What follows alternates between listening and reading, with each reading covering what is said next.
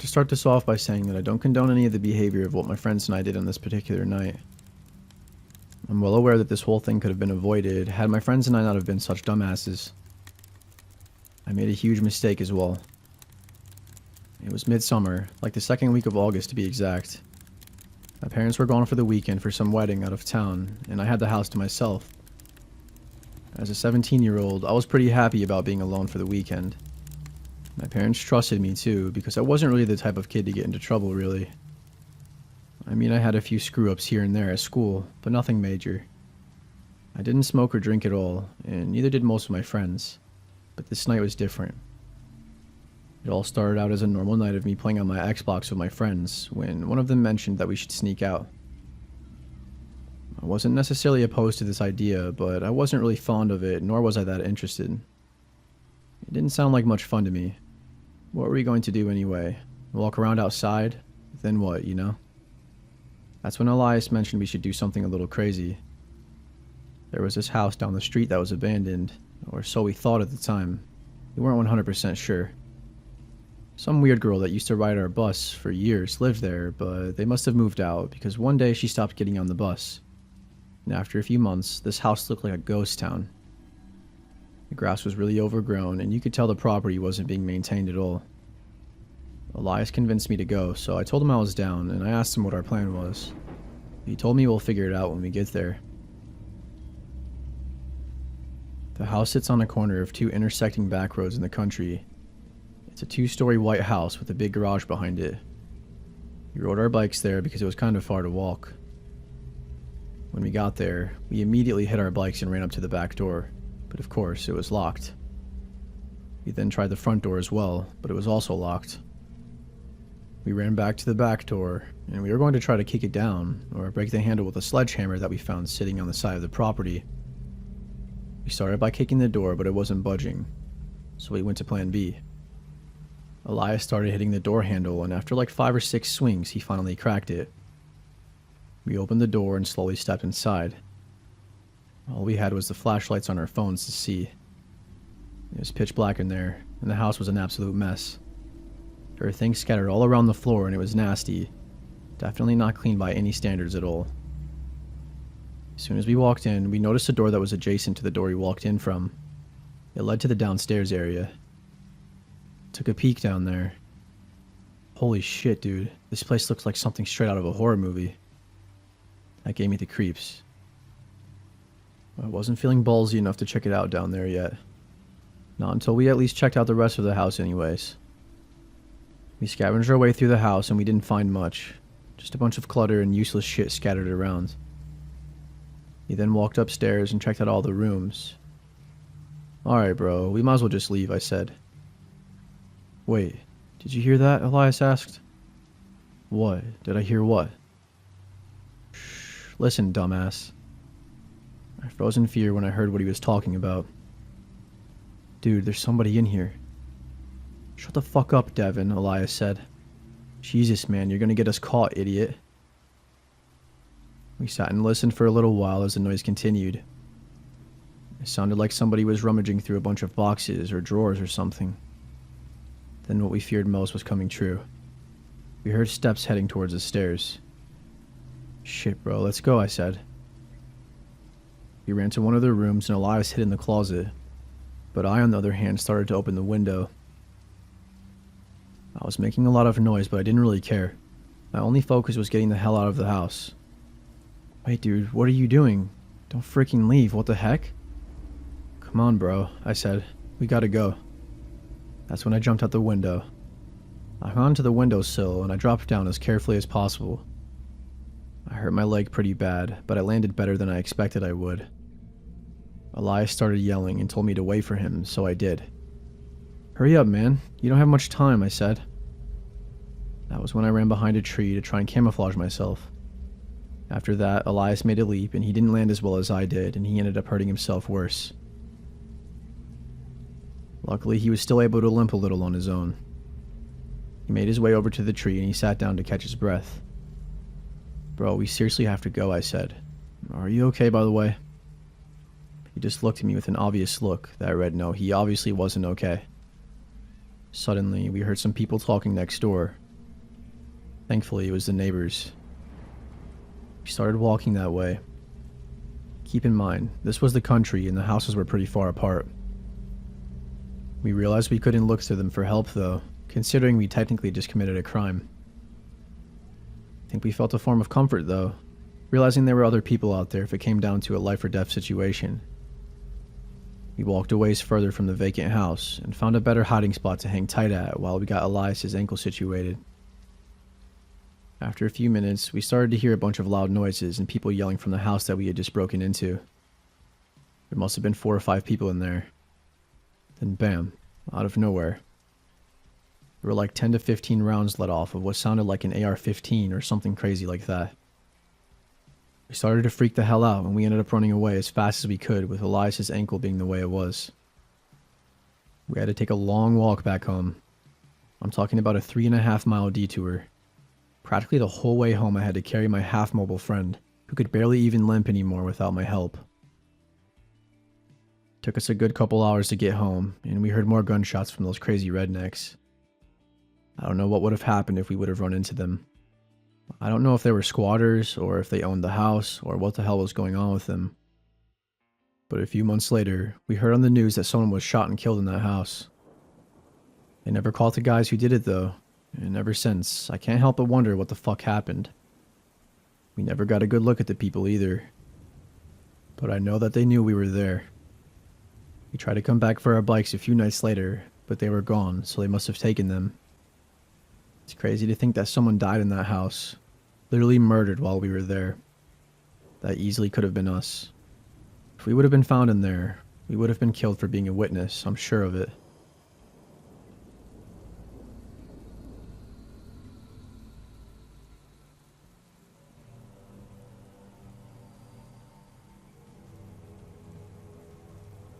I, female 23, was recently in Africa on vacation with my family, and we stayed 2 nights at a desert camp in the Sahara. The first night, my sister and I were talking about hanging out with the guys who worked there, who were all probably around ages 20 to 35. Seemed like they were just very friendly and harmless. I noticed at the campfire that night that one of the guys started paying more attention to me, and I felt a little uncomfortable by it, but I figured it was just a language barrier or something. So out in the desert, you can see the stars really well, and even the Milky Way on clear nights. But you have to wait for the moon to go down, which is around 2 a.m. I guess it's a normal thing for the guys to come around to the tents, which are luxury tents, furnished with beds, lights, a toilet, and shower as well as a lock on the doors, so not normal camping. I guess it was normal for them to come and knock on the door to see if you were awake and want to come look at the stars.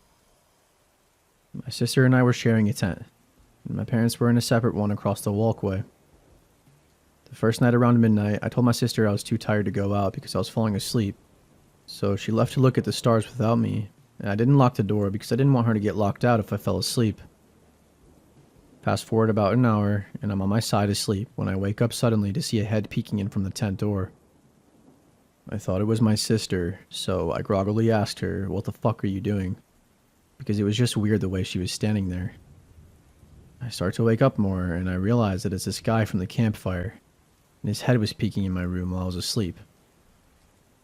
Now I know it could have been a simple misunderstanding, but I felt totally violated with my privacy, especially because we were on their territory in the middle of the desert. Like, I'm not kidding, we had to take a 30-minute truck ride into the dunes. I was in fight or flight at that moment. He literally woke me up with a panic attack, and I started to feel extremely nervous and on edge. So I went to the door and I told him I was tired. He kept trying to get me to come out to the dunes with a blanket, but I just kept saying no and that I didn't feel good and that I was tired, which was true. At this moment, I don't know where my sister is, and I don't know where my family is. I'm disoriented, and all I know is that this man is standing in front of me, and was literally just watching me sleep. I don't know how long he was there for. It could have been a literal second, or it could have been 2 minutes. But either way, I was high-key horrified. I told him no again, and I said that I'd go look at the stars tomorrow night. He told me that he wouldn't be at the camp the next night, and that's why he wanted to go out tonight, but I wouldn't budge. Once he realized I wasn't going to come outside, he asked me if he could have my number, and I told him no, that I had a boyfriend. I don't actually have a boyfriend, but it seemed like the only way this man would respect my disinterest, by knowing there was another man in the picture. After I said that, he asked me for my first name, and I gave it to him because I thought it wouldn't do any harm. And then I said goodnight and locked the door this time. I went right to the bathroom and I had diarrhea. Not important, I just wanted to show that he scared the literal shit out of me. And while I was on the toilet, I heard him come back and start calling my name from outside the tent. But I just stayed quiet and I didn't say anything. I finished in the bathroom and I lied down in my bed, still trying to calm down from what had just happened because my heart was racing. I heard him come back again calling my name. I laid in bed still as I could and I didn't say anything. I tried texting my dad, but he wasn't answering and I didn't feel comfortable leaving the tent. Finally, my sister came back and my dad was with her, so I told them what just happened, and they were confused, and they thought it was weird, and that was kind of it. The next day I brought it up at breakfast again, and my sister and dad basically told me I was being dramatic, and that I should just stop talking about it already, and that it wasn't that big of a deal. My mom was the only one who agreed with me that it was weird. The second night my sister and I were both out under the stars, talking to the guys and relaxing. Keep in mind, it's very dark and you can't see any faces, so I was having a normal convo with this one guy. I couldn't see him, but all was well. After a while, he asks me if I remember him, and I'm like, well, no, I can't see you. Oh, well, shine a light then, he said. So I do. And wouldn't you guess, it's the same dude from my tennis last night. I especially wasn't expecting him to be the dude in front of me because he had just told me he wouldn't be there that night, which leads me to believe he picked up a shift just to see me, but I can't be too sure. Either that or he was lying about not being there the next night in an attempt to get me out there with him.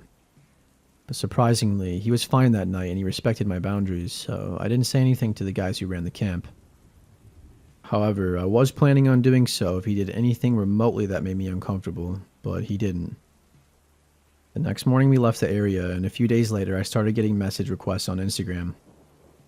Would you believe that this guy found me? I tagged the entire desert in the pics I posted. Like you're telling me he found me based on my name and a location. Not even a specific location, an entire desert. And my name isn't unique either. Anyway, he messages me, and although I'm creeped out, I'm also thinking, okay, well, now he's harmless, I might as well see what he says. He says, direct quote, "You know, I'm really happy to find your account. I was looking for a long time." Which I found highly creepy to even say to someone. But again, it could just be a cultural difference, who knows. I didn't answer him, and he messaged me again a few days later saying, "Hey, how are you?" But I didn't answer. So yeah, I guess I'm just curious what you guys think about this, and if I was really overreacting, or if you think my literal gut feeling was right. He seemed to be harmless in the end, but you never know.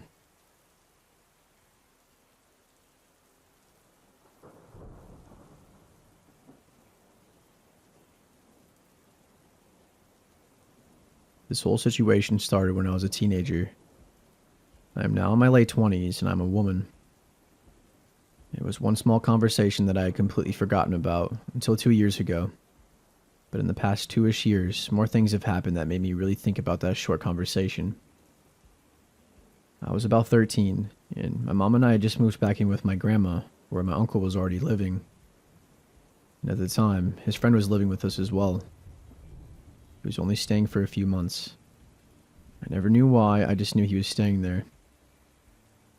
One day, while the friend was out of the house, my uncle sat me down and told me he didn't want me to be alone with his friend, and that I needed to call him if I found myself alone with his friend. Only about a week after my mom and I moved in, my uncle kicked his friend out. I was young and I didn't think much about the conversation, and I had completely forgotten about it. About 2 years ago, my uncle very suddenly and unexpectedly passed away. And after he passed, his friend came back into my grandma's life. I think my grandma kind of used my uncle's friend as a replacement for my uncle. And at first, everything seemed fine. But after a few visits, I started feeling weird around him and I didn't know why. And I remembered that conversation my uncle had with me.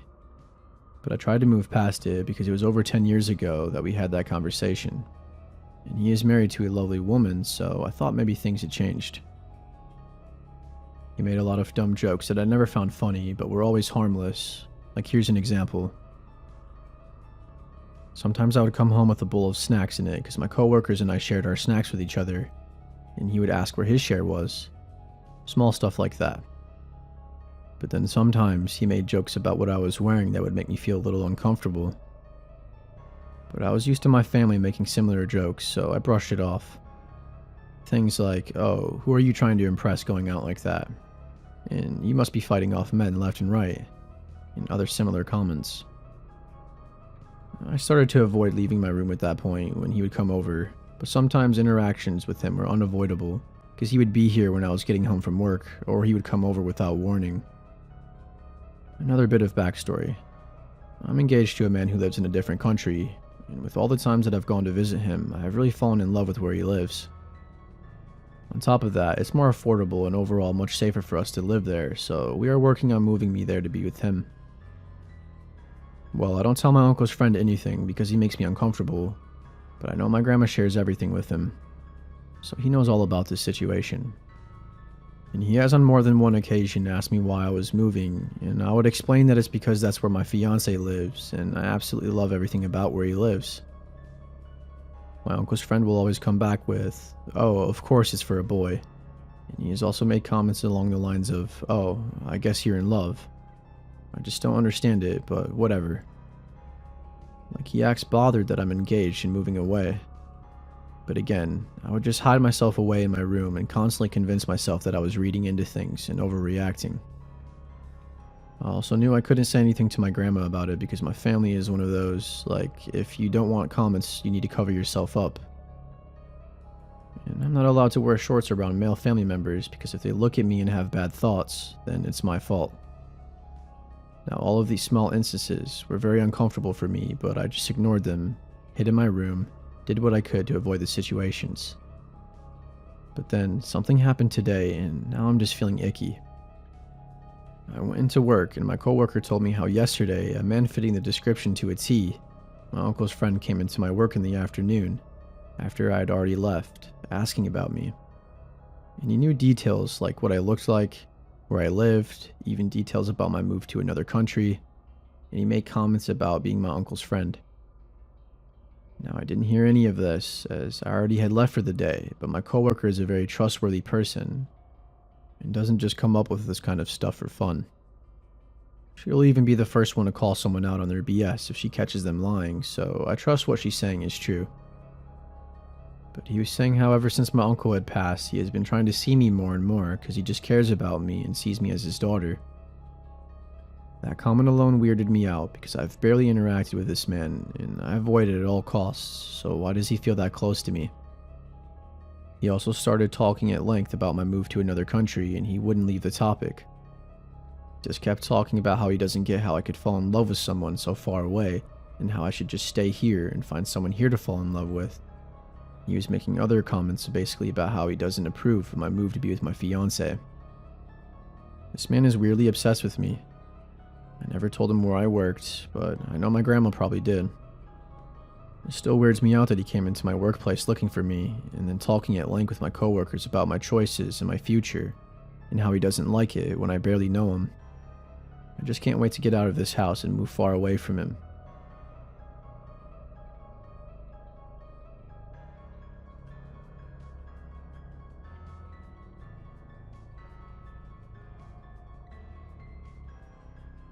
So this story took place when I was 12.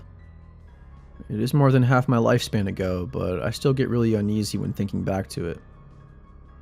I tried to block it from my mind and not guess as to what could have happened if it wasn't for the two kind strangers that helped me. I was walking home from school one day. It was a 4-kilometer walk along a busy road. I was alone. However, at one of the intersections I crossed, there was a tall, dirty-looking man that noticed me. I would guess his age was early 30s, but being a kid back then, I struggled telling the age of adults.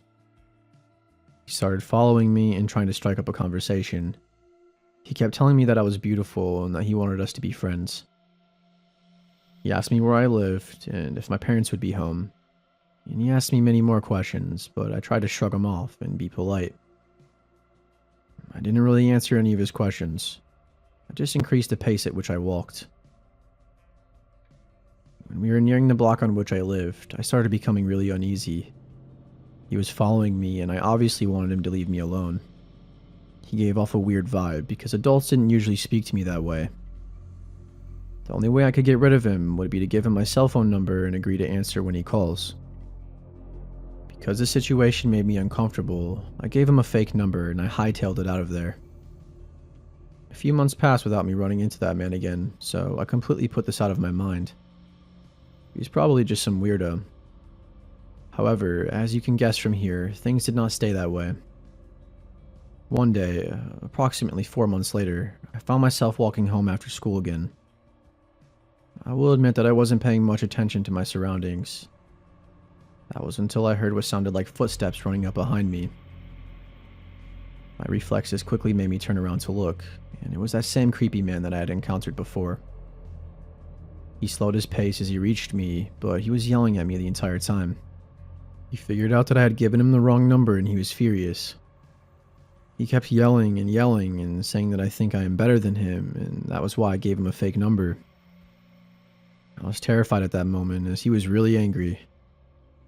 I was afraid that he was going to hurt me, but I couldn't grab the attention of any motorists.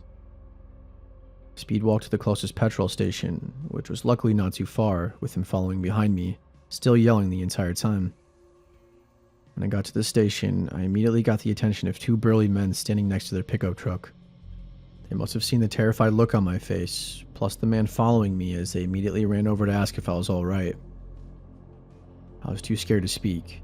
I just shook my head frantically as I tried to get behind them. They immediately demanded to know why the man was following me. He fed them some BS, and the man tried to lie and say he was my brother.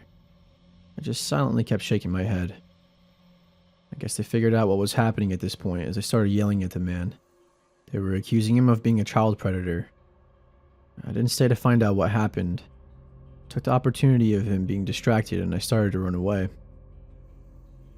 The man noticed that I was leaving and he tried to take off after me, but the men really took offense to this as they immediately tackled him and threw him in the back of their pickup. He was screaming at this point. They sped off with the guy at an inconceivable speed right past me and just kept going. I was happy that they took him away, but I didn't stop running until I reached home. I had no idea what to make out of this entire exchange, but it really shook me. I really don't want to know where they took that creepy guy or what they did to him after. In all honesty, I didn't want to know. I told my parents and I altered the route I walked home from school. I never saw him again, and I'm thankful for that. Even though I could not say what I needed at that moment, those two kind strangers saw that I was in distress and dealt with it for me. Even after all these years, I still remember the sheer terror and then relief when they took him away.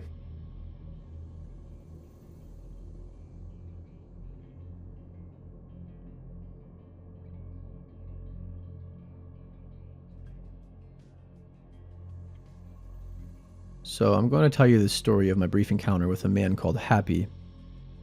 I'm sure it wasn't his real birth name, but it adds to the creepy ambience of the story. Even though it happened around 9 years ago, sometimes he still crosses my mind. Especially on gloomy overcast days in LA, just like the day I met Happy. It was 2013.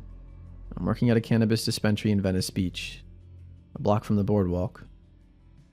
A good 35% of our patrons were unhoused people.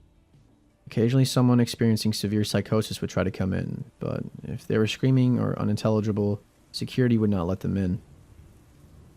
If they had and presented the holy trinity of medical papers, ID, and cash, they were good to go.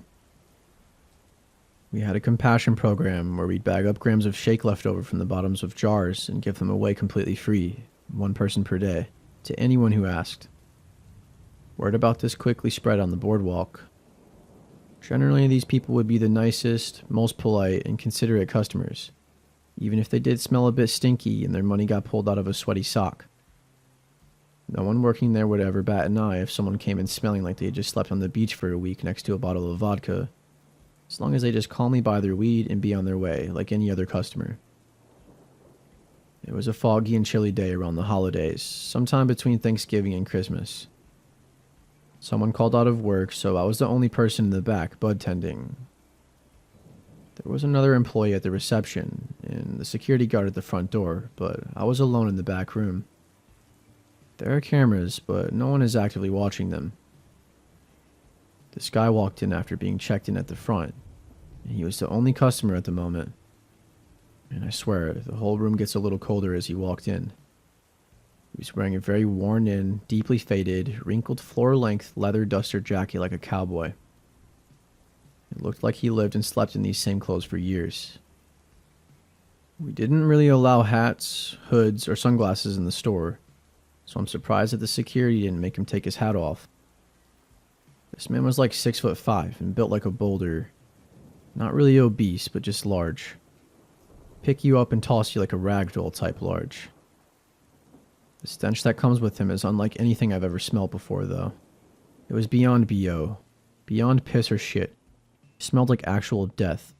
As if he had raw, rotting carcasses tucked under his thick, long leather coat. I thought I had been hardened by the plenty of nasty body stank before.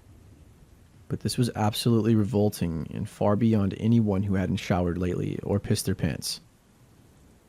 I'm trying not to inhale very deeply, and I say, "Hi, sir. Excuse me. I'm sorry. Would you mind taking off your hat? Just store policy." With a big customer service smile. "What are you looking for today?" He grunts deeply and is walking very slow, shuffling and dragging his feet. His voice sounds like he gargles with gravel, rough and wet, raw and angry. "I don't take off my hat," he said. At this point, I'm not trying to argue with this man about his hat either. Let's just get him in and out. I glance down and see that he's not wearing shoes. The bit I can see from under his coat, one of his ankles is massively purple or blackish colored and swollen, like the size of a melon. The bottoms of both of his feet are bloody and torn up, and I realize he is leaving a slight trail of blood as he drags his ragged feet across the concrete floor of the shop. My first thought is, why and how the fuck did security let this guy come in? Second, is this guy is obviously injured, and that was concerning as a human being. I'm making sure to keep the display shelf between me and this guy, but that's only about a foot of space, kind of like a bar. He gets closer to me and the stench gets stronger. I meekly but sincerely ask, "Are you alright, sir?" His eyes then flared at me. "What do you care?" he said. And then in my head, I'm kind of like, well, I tried, not my life, not my problem. Not my monkeys, not my circus. "Great, so what can I get for you?" I asked. He then pulls up one of his sleeves to expose his forearm, and it was covered in a large amount of burns, like from a cigar. Some were old, some were healed, and some were fresh, pussy and infected. It wasn't track marks, it was clearly third-degree burns. He also had a jagged, homemade-looking stick-and-poke tattoo of a smiley face, the crooked circle, 2 lines for the eyes, and an eerie-looking smile. He pointed at this tattoo. "Happy. My name is Happy," he said. The rotting stink was so strong, and I needed to breathe, so I took little gasps, the least amount possible.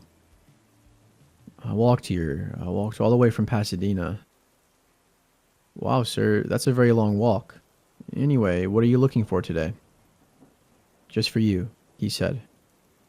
His eyes are dark and menacing. He's smeared with a layer of grime like he lives in the woods. He doesn't look like the average crushed punk or disabled veteran that you would generally see living on the beach. It was hard to guess his age, but he wasn't that old or young, somewhere between 30 and 50. He looked like he dragged himself from his log cabin. Like, what would happen if you entangled some quantum mechanics poorly and mixed Ed Gein with an 1800s homesteader, then transported him to 2013 Venice Beach. I, of course, have never seen this man before, but once was more than enough to make him unforgettable.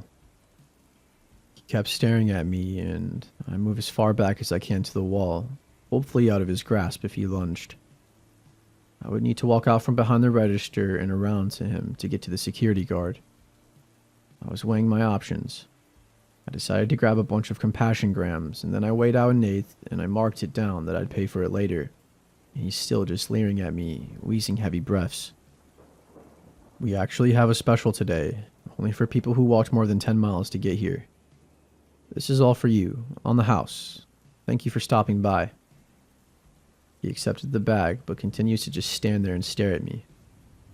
Thank you, Happy, I said. It actually worked. He grunted a guttural noise that was not a word, and slowly turns to shuffle back towards the door.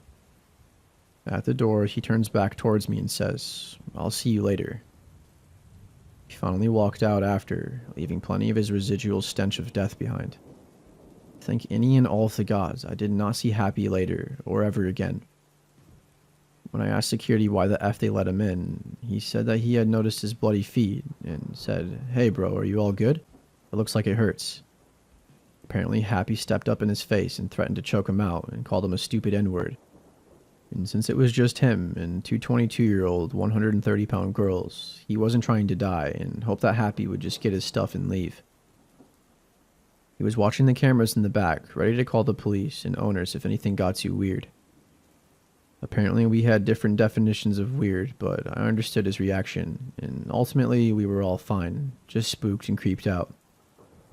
But now we were left with needing to clean blood off the floor with bleach and gloves, and texting our boss that he owed us free weed. He actually agreed, and we all lived happily ever after.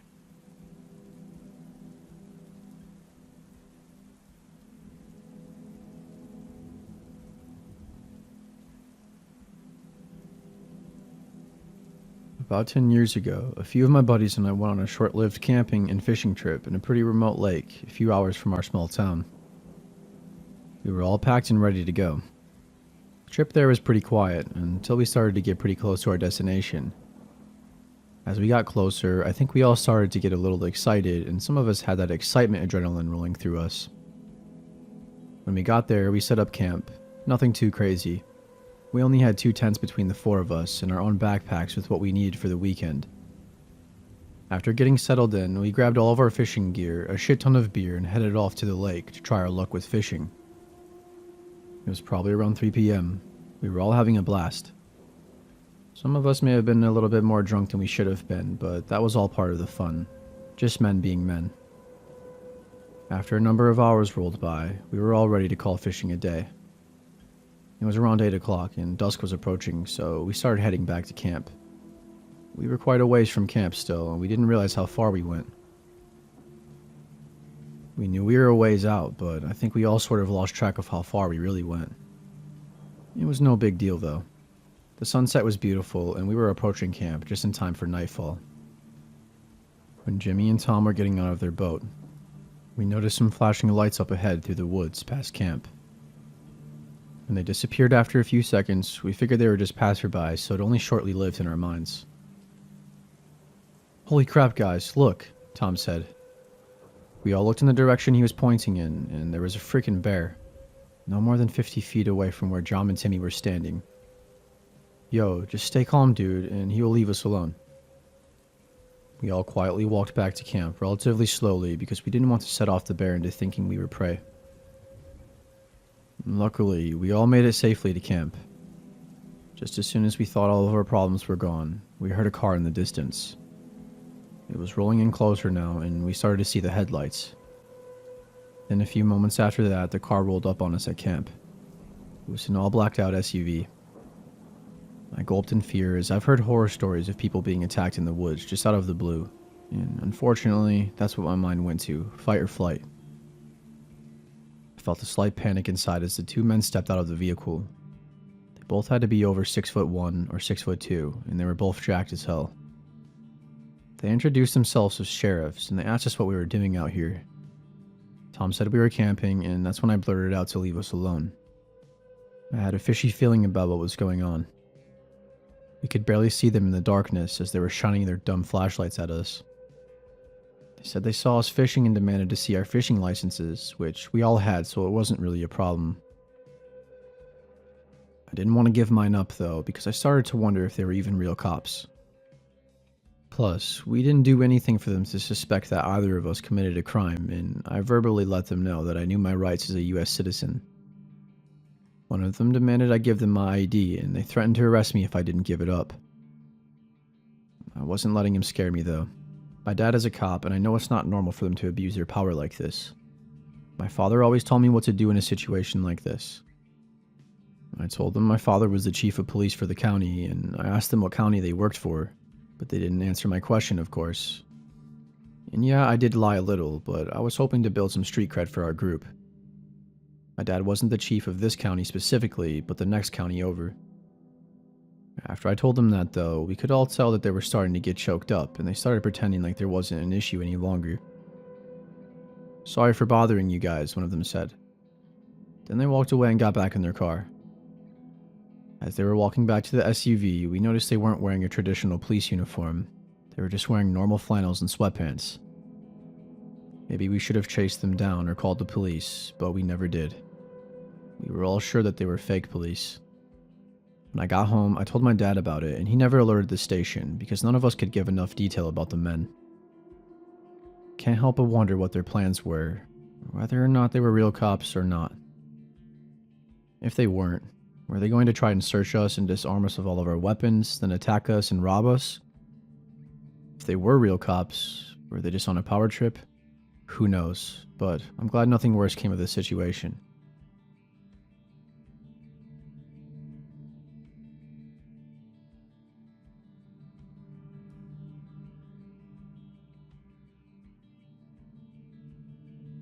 I've hesitated to share this story for a long time, because I know how important the mutual trust between a resident and their landlord or maintenance staff is. And I don't want to instill any unnecessary distrust in anyone's landlord. I've shared stories before about dangerous and scary residents that I've encountered while working at apartment complexes, but this is a story about my time on the other side of things as a renter. Before I had even graduated from high school, I knew I wanted to live at Paradise Apartments. I was a bit naive at the time, drawn in by the many amenities that I would never use, but I primarily wanted to live there because the complex was pet-friendly and within my small budget. When the time eventually came for me to get my own place, I got the only apartment they had available and I moved in. Unfortunately, I came to realize the apartment wasn't as nice as I had originally thought. The building was old but remodeled, so it had all the typical plumbing issues and thin walls. I also learned it was not the safest part of town. I was primarily an online student, but I had one class that met in person twice a week around 8 a.m. I am a bit of a homebody, so I rarely left during the day, except for that class, the occasional shopping trip, or to spend time with my boyfriend in the evening after he got off work. My apartment was a bit of a Bermuda Triangle. Even though it was only 600 square feet and I lived alone, things had a way of growing legs and walking away. I had 2 kittens at the time, and I blamed them often for things disappearing.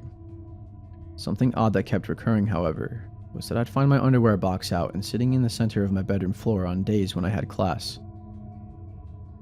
I didn't have a proper dresser.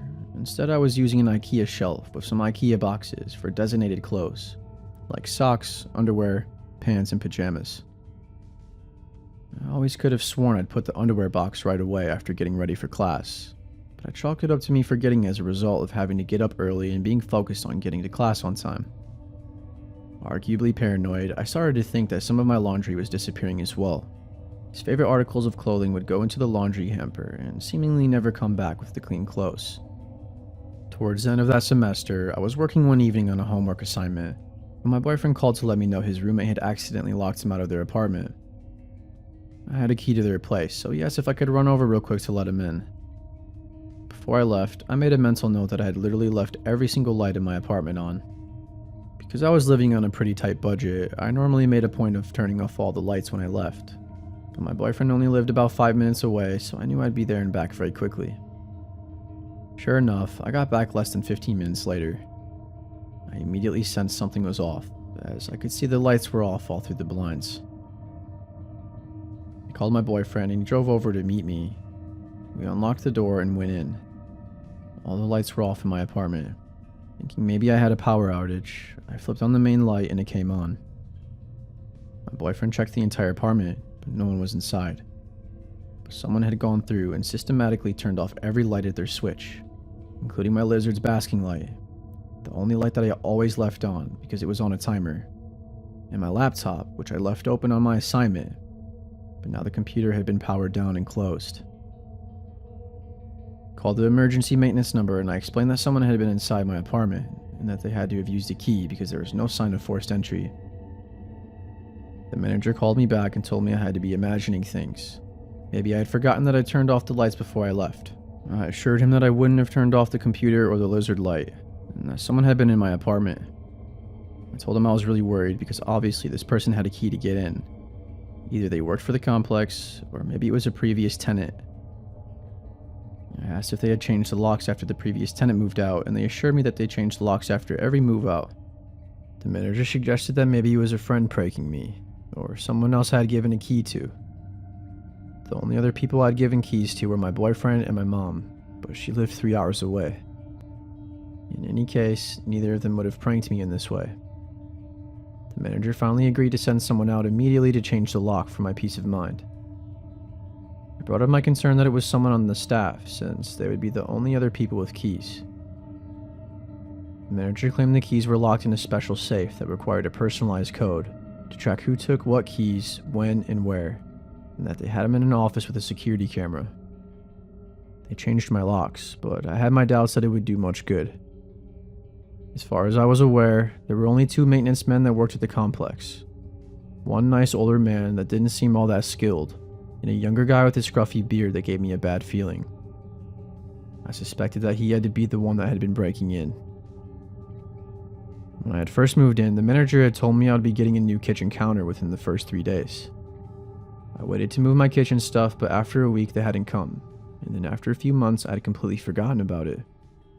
One day, I was sitting in my living room and this scruffy maintenance guy walked in without knocking or announcing himself, and I hadn't received a notice to expect him. He said he was there to replace my countertop, but it took him 2 days to install one small piece of counter. A few weeks later, I was getting out of the shower and I heard a single knock at the door. I called out, "Just 1 minute," and I hurried to get some clothes. Not even 2 seconds later, the door started to open. I had to slam it shut because I was still wrapped in a towel to stop him from coming in. He claimed he hadn't heard me call out, but I had my doubts. I don't remember what excuse he had for coming in. Another time I found a note from him that he had come in again, and it didn't give me a reason as to why, but that he made sure not to let my cats out. He also made a note about my third cat being cute, except I didn't have a third cat. I did, however, have a picture of my childhood cat in my bedroom on the IKEA shelf where I kept my clothes. At that point, I went to the office to ask them to make a note in my file that I A. wanted at least 24 hours notice before entry, and B. wanted to always be present for future entry. Now that I knew without a shadow of a doubt that someone was coming in secretly, it all made sense. It hadn't been long after the surprise maintenance visit stopped that things had started moving around in my apartment. He was also on site, all the time. Everyone on staff also lived at Paradise, so he knew when I came and went. We knew how many times he had snuck in, how many small souvenirs he had stolen. Could have been coming in while I was asleep even. After the night with the lights, I put my own lock on the door, but I still didn't totally trust the apartment. I ended up buying a condo shortly after, with help from my parents. I subleased the apartment and moved. Right around that time, I also got my first job working in a different apartment complex. In the final days before I left, my mom came into town to help me move my stuff. While she was home alone, I was at a class. She caught the scruffy maintenance man trying to get his key to work in my lock. She demanded to know what he was doing, and he said he was there to paint the front door. I hadn't received a notice though, and he didn't have any paint or supplies. She told him he could wait until after I moved out. A few years later, I was stopped by the owner of Paradise Apartments while working at another complex in town called OK Apartments. So basically, shopping is when an employee from another apartment complex takes a tour at another apartment complex under the guise of wanting an apartment for the purpose of gaining information that they might not otherwise easily give up. It can also be performed by your own management company to make sure that you're doing a good job. There were certain tells a shopper always gave, like asking specifically worded questions. Is it safe here? I'm a felon, can I live here? You know, ones that required specifically worded answers and were easy to trip up on. Being too wealthy for the complex, Rolex watch, sports car, nice suit, etc., and being too flexible on what they were interested in. They were interested in all the layouts, and they were open to move in whenever. This guy seemed too old and too well off to be randomly considering an apartment at OK, as we were geared towards lower income folks. While I was giving the tour, he asked if I had any opinions on other apartment complexes in town, and mentioned Paradise specifically. Normally I wouldn't badmouth any other complexes. I preferred to win them over by showing them the positives of our community. But I told him that I probably wasn't the best person to answer that question, because I was probably the only person to give Paradise a bad review in the last 5 years. He asked me to elaborate, and I told him my apartment had been broken into, and I suspected it was someone on their maintenance staff. At that point, he revealed that he was the owner of Paradise, and that he was very disturbed to hear I had this experience. He asked me to describe the maintenance man in detail. I assured him it was in the past and that I was over it, but he insisted on calling the manager over at Paradise, which was still the same guy, to ask him over speakerphone if they had any issues with the maintenance staff back in the year I lived there. He answered yes, that there had been a scruffy young maintenance man he had to fire because he had been caught multiple times breaking into the apartments of single women. Satisfied now, the owner proudly told me that the issue had been resolved and asked if I would be willing to change my review. I told him no, that none of this had changed the fact that I experienced this, but I was happy he was actually able to validate what I had suspected. In the years I worked as a leasing agent, I learned a lot about where complexes will cut corners to save time and money. From my experience, a lot of complexes did not switch out the locks if the tenant was good, and a lot did not require background checks for employees, even though they did require them from tenants. Keys also got passed out willy-nilly to vendors and maintenance during turns, and employees frequently got master keys that would open all the doors. I won't go so as far to say every complex operates this way, but every complex I worked at was doing this when I started there. Because of my own experiences, once I began managing a complex, I enforced strict rules about changing locks, tracking keys, posting proper notices, and requiring background checks for all employees and tenants. At least here in Florida, with MIA's law going into effect this year, background checks for employees and security measures for keys are required for all complexes. Even still, if you're renting an apartment, stay diligent. If you have a reason to believe someone is coming into your home, you should document it and let the staff or police or your friends and family know. You never know who might have a key to your apartment.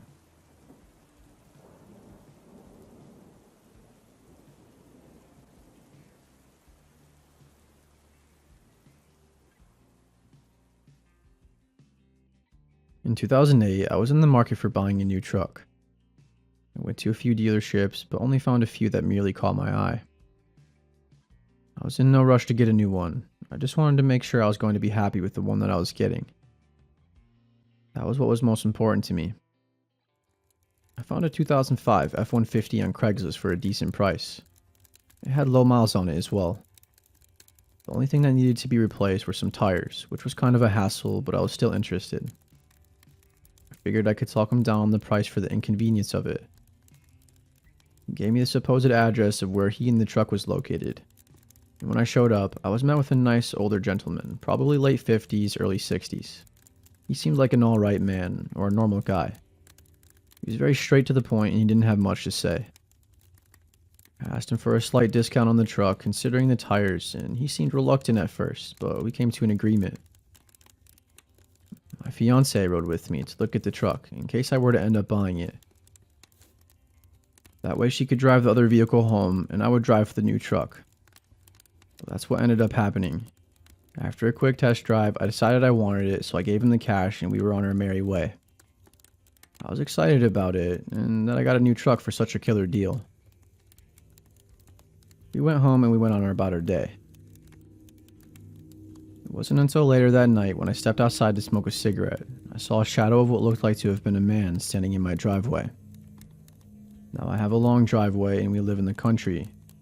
It was really dark and all I could see was the shadow of him. It was pitch black. I guess I didn't even know if it was a man or a woman, but from the build of the person I assumed it was a man. I called out to him asking who he was, but he didn't answer. I threatened to call the police if he didn't walk away, and after that he started walking towards me. I ran inside quickly and I told my wife to call the police and to let them know that there was an unknown man in our driveway. I ran into our room and grabbed my rifle and walked back outside to try and scare him off, but he was gone. I was hoping he got the memo. Right then I chuckled to myself as I thought I scared him off, but I was completely wrong. Because in an instant, I heard my wife screaming for my help inside. I ran as fast as I could to her, and I saw that the man had her pinned to the ground. I ran over to them and I hit him with the butt of my rifle and I knocked him out cold. Apparently we left the garage door unlocked and that's how he let himself into our house. Put a zip tie around his wrists and I put them behind his back in case he were to wake up and try to run off. We waited for the police to show up, and I wasn't sure if he was even alive at one point, so I checked his pulse. His heart was still beating, so I was kinda glad I didn't murder him. The cops showed up and arrested the man, but not before taking him to the hospital. My wife and I were taken in for questioning, but ever since then, I've been an over-the-top, on-edge paranoid kind of person. I genuinely think I developed some sort of PTSD from this shit. I learned that he placed some GPS tracker under our truck before selling it to us, and that's how he found us. Why? I'm not sure. The whole thing is extremely strange, and my wife and I still think about it from time to time. We don't have a clue what he had against us, or why he would want to do such a thing to us at all. And the police never got a good answer from the man on why he did it. It's clear there was something mentally wrong with him, but still, what compels a man to be violent like that for no reason? He's honestly lucky he walked out of my house alive after grabbing my wife like that, just saying.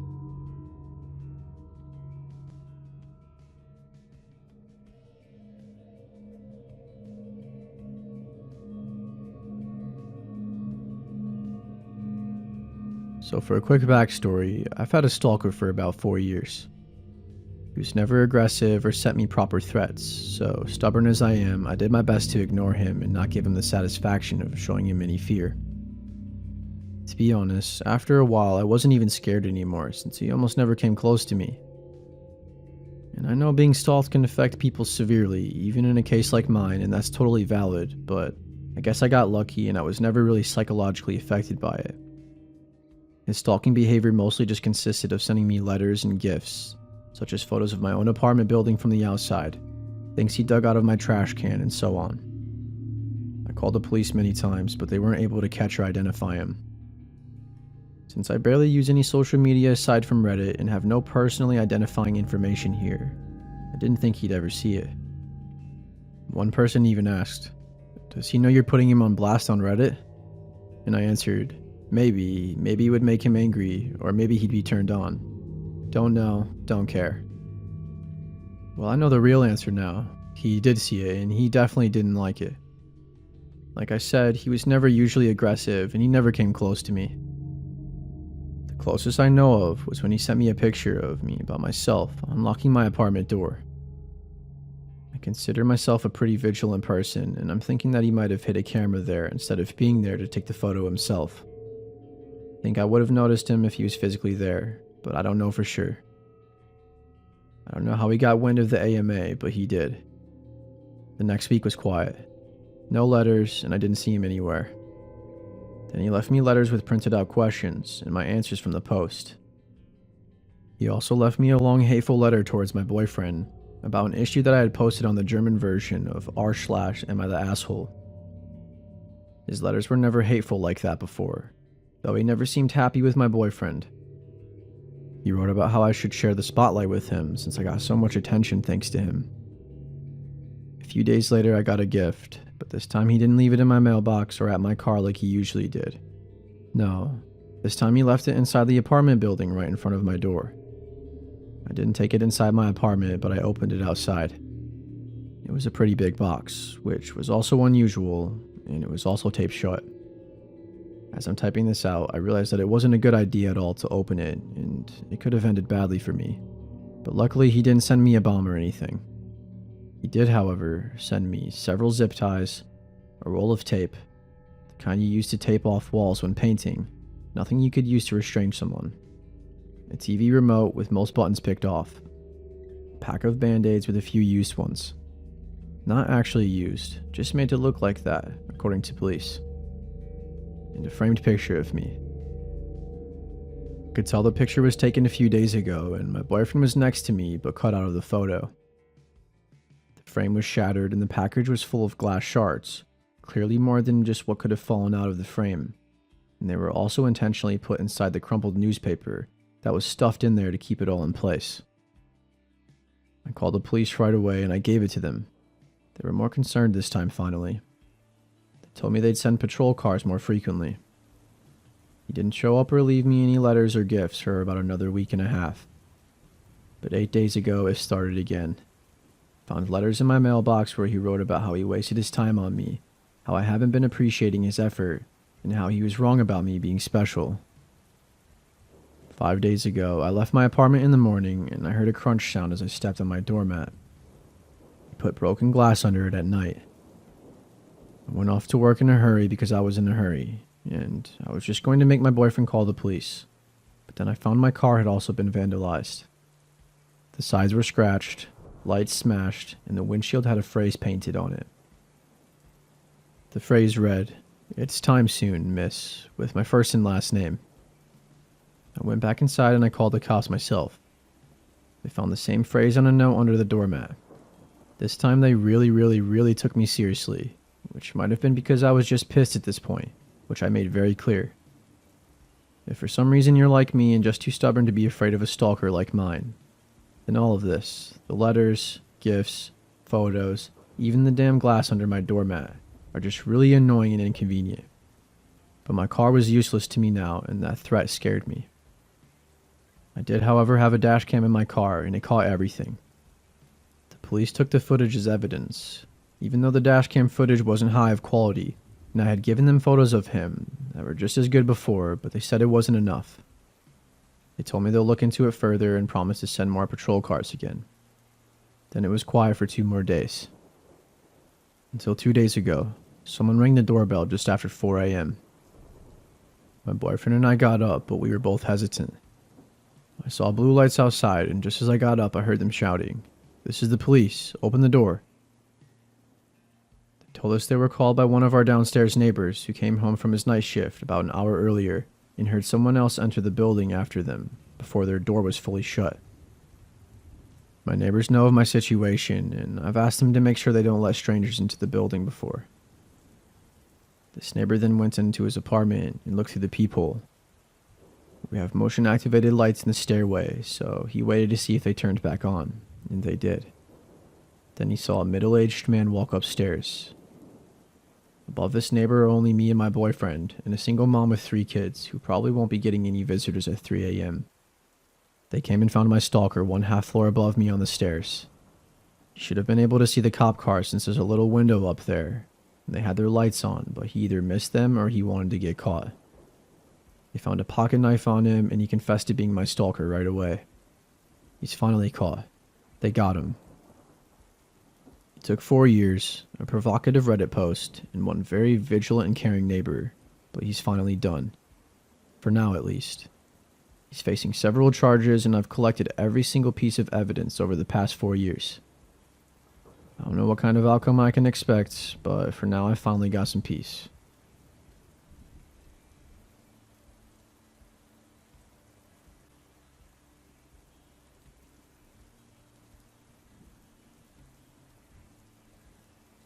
For some context, I'm a 32-year-old female. This happened to me when I was about 25 or 26. I work full-time as a researcher at a university, which is where these encounters took place. I'm not a professor or anything, and because of my age at the time, I could have easily been mistaken for just another student wandering around campus. On some days, when the weather was nice, I would prefer to spend my lunch hour strolling around the university grounds outside or sitting underneath a shady tree on a bench, enjoying the time I was not sitting in a cramped corner of a lab. On one of these days, I was sitting on a bench enjoying the fresh air, and a male student walking by asked if he could sit next to me. I'm a pretty shy and awkward kind of person, so even though I would really have preferred sitting alone, I said sure. He initiated simple conversation, to which I obliged, but being careful not to be too forthcoming.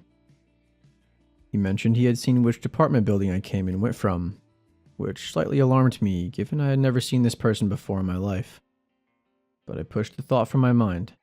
After all, the weather had been decent lately and I had spent nearly all my lunch hours for the past week outside. He asked if I was studying within the mentioned department, to which I told him that I was not a student, but rather I worked here. told me he was an engineering student, and then he followed up with asking me out to coffee sometime. I apologized and I told him that I had a boyfriend and that I would have to decline. We parted ways after that, and I assumed I probably wouldn't see him around again.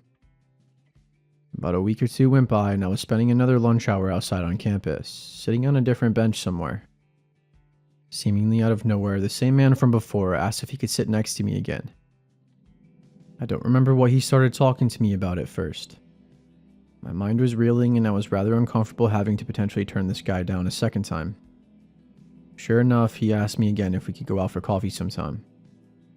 I apologized and reminded him that I had a boyfriend and that I would not be meeting him for coffee. And again, he left after that. I was feeling rather anxious now, but it still hadn't reached a level where I felt like I had to be too concerned. A few days later, I had finished work and I was leaving the building to walk to where I had parked my car. The university charges a fortune for parking passes, even if you're employed by them, so I had always opted for free street parking about a 10-minute walk away from campus. A walking route would take me down several quiet residential streets with minimal car traffic. Even pedestrian traffic was pretty sparse on the busiest of days. It wasn't until I was about halfway to my car, down one of these quiet back streets, that I noticed someone walking directly across the street from me, but keeping a few paces behind. I noticed him from my peripheral vision, and I didn't want to flat out turn around to stare at him. I mean, it wasn't uncommon to see someone else by any means. I was just always trying to be aware of my surroundings when walking the streets alone. I had to make a few turns coming up anyways, and the chance that they would be going the same way as me was slim. But he did. He made all the turns that I did, still walking on the sidewalk across from me, a few steps behind. I still did not want to look at whoever it was. I didn't want him to know that I was aware of what I thought he was doing. I quickened my pace to a speedy walk. I was approaching the first of the two busier streets before I would reach my car. His pace quickened to keep up with me. That was the moment I panicked. The moment I was sure that he was indeed following me. After that, I started a full-out jog to cross the first street of the busier streets. He ran to keep up behind me, and was now on the same side of the street that I was. I was now nearly at my car, but I had to cross the last busy street and get about 100 meters, and then I would be there. But it was crossing the street that worried me. I often had to stop and wait a good minute or so before it was clear enough to do so. If this were the case, he would catch up with me. As if the stars aligned, as soon as I made it running to the busy street, I had a gap to cross. I booked it as fast as I could, finally turning around once I had made it, to look and yell at the man who had been pursuing me. It was him. I could have suspected, but now it was confirmed. It was the engineering student from who I had turned down for coffee. "Stop following me," I yelled at him across from the busy street. "Can I just talk to you?" he yelled back. I didn't even answer him. The answer should have been obvious from the start, and I was certainly never going to give my time to anyone who had just followed me and then chased me for about a kilometer. I kept moving quickly to my car, so determined to get the hell out of there that I didn't even care if he saw which car was mine. He had given up following me and never tried to cross the road too, to my relief. I got home and I broke down. I mean, worse things had happened to other people, no doubt, and I was not harmed fortunately, but I was shook. I had some anxieties walking to and from work after that. It wasn't long before a coworker and I would walk most of the distance back to our cars together after work. I even changed where I started parking for a time. A few weeks had passed since the incident, and I had not seen him around campus at all. I had started spending my lunches in the lab instead of outside, but occasionally I would go to the student center to buy lunch instead. This one particular day, the food court in the student center was packed, almost shoulder to shoulder. I was standing in line at a burger stall, and I heard a guy try and get someone's attention through the crowd. I look up and it's him again, waving to me and trying to make his way through the people. I panicked, and even though I'm terribly shy, I started a scene and I yelled to him to leave me the fuck alone. His face dropped instantly as people stared at us, and he slinked back into the sea of students. My heart was pounding and I was shaking. I don't even remember if I ended up getting food after that.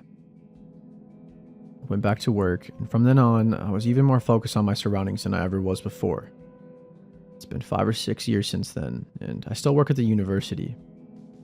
I'm so relieved to say I never saw him again after the food court, and I haven't had any other harrowing accounts on campus. I'm so diligent about being aware of my surroundings, especially when I have to walk to and from campus alone. I never asked this guy his name, so I couldn't even report an incident to the campus police or anything. All in all, I'm just glad I never saw him again, and I can only hope he never did this to any other girl before or after me.